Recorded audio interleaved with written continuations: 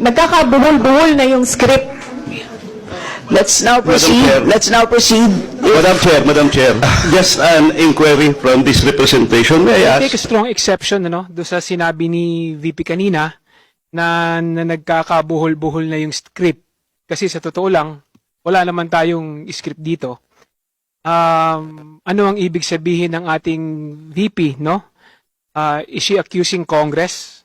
Ang sa akin lang is dapat ready i-prove ang ating Vice President. Otherwise, we should strike it off the record.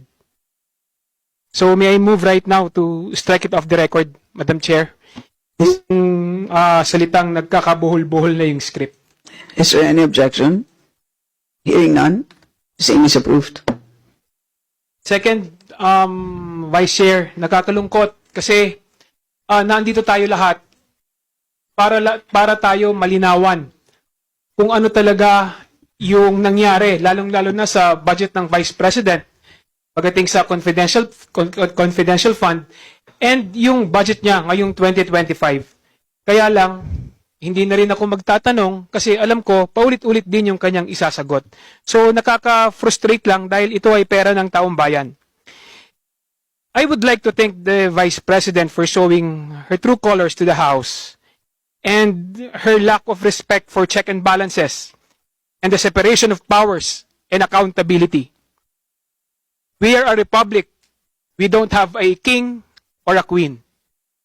Now, Madam Chair, dahil hindi naman masagot ni VP Sara yung mga katanungan ng miyembro, may I move now to defer the hearing of the budget of the Office of the Vice President. I so move, Ms. Is there any objection? Hearing none, same is approved. So the hearing or the briefing, the budget briefing, shall be rescheduled or